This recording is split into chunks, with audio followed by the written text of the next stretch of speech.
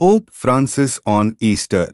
Christ's wounds are the seal of his love for us. May those who suffer take refuge in the wounds of Christ, and through them, receive the hope which does not disappoint, Pope Francis prayed on Easter Sunday. In his Urbi et Orbi blessing April 4th, the Pope said the witnesses of Christ's resurrection report an important detail: the risen Jesus bears the marks of the wounds in his hands, feet and side.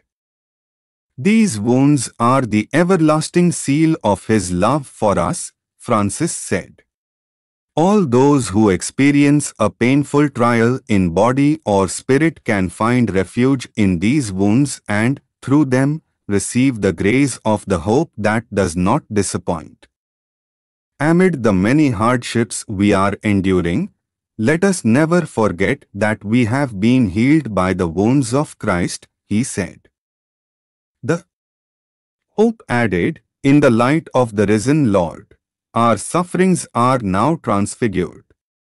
Where there was death, now there is life.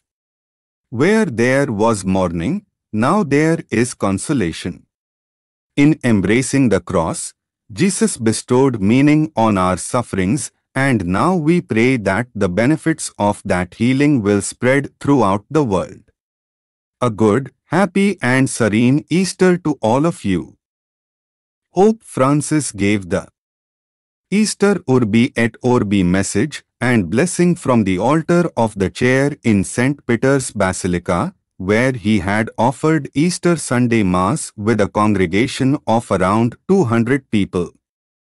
With Italy in a new lockdown because of the coronavirus pandemic, the blessing was given inside the Basilica, instead of from the central loggia overlooking St. Peter's Square. After the proclamation of the Gospel, sung in Latin and Greek, the Pope did not pronounce a homily, but kept a moment of silence for personal reflection. At the end of the Mass, Pope Francis thanked everyone who helped to make the Holy Week and Easter liturgies at the Vatican beautiful.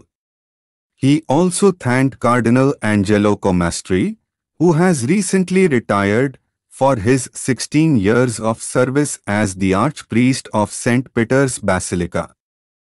In the Urbi et Orbi blessing, Pope Francis noted that once again this year, in various places many Christians have celebrated Easter under severe restrictions and, at times, without being able to attend liturgical celebrations. We pray that those restrictions, as well as all restrictions on freedom of worship and religion worldwide, may be lifted and everyone be allowed to pray and praise God freely, he said. The Pope explained that today, throughout the world, the Church's proclamation resounds, Jesus, who was crucified, has risen as he said. Alleluia! The Easter message, he continued, is not a mirage or a magic formula, nor is it an escape from the difficult situation of the COVID-19 pandemic and the severe social and economic crisis it has caused. Nonetheless, and this is scandalous, armed conflicts have not ended and military arsenals are being strengthened, he said. In the face of, or better, in the midst of this complex reality, the Easter message speaks concisely of the event that gives us the hope that does not disappoint, the Pope explained.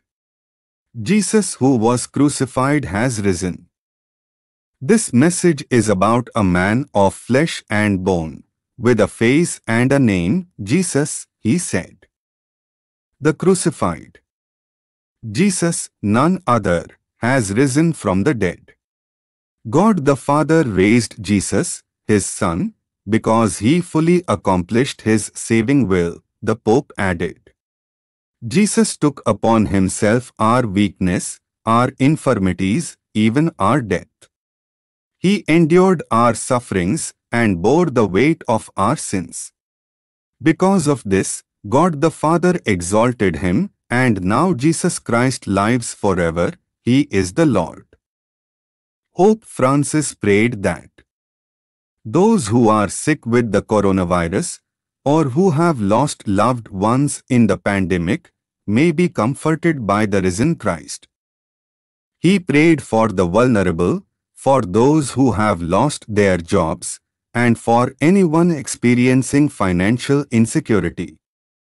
He also prayed that the risen Jesus would give hope to all the children and young adults forced to go a long time without attending school or university, or without seeing their friends.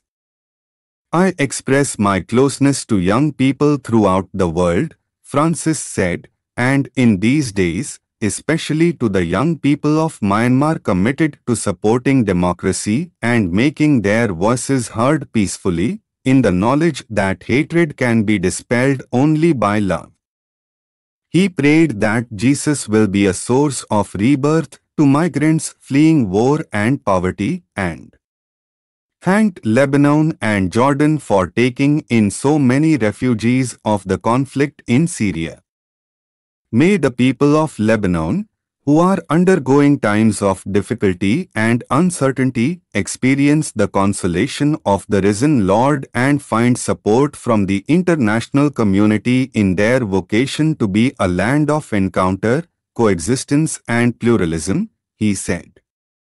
The Pope prayed that Christ would bring peace to the conflicts in Syria, Yemen and Libya. Remembering his trip to Iraq last month, he said, I pray that it may continue along the path of peace and thus fulfill God's dream for a human family hospitable and welcoming to all his children. For the people of Africa, he prayed for freedom from internal violence and international terrorism, especially in the Sahel, Nigeria, Tigray, and the Cabo Delgado region. There are still too many wars and too much violence in the world, he emphasized. May the Lord, who is our peace, help us to overcome the mindset of war. May he grant that prisoners of conflicts, especially in eastern Ukraine and Nagorno-Karabakh, may return safely to their families, and may he inspire world leaders to curb the race for new weaponry. At the end of the Easter message, Cardinal Mauro Gambetti read the pronouncement of the plenary indulgence associated with the Urbi et Orbi before Pope Francis bestowed his blessing on the city of Rome and the world.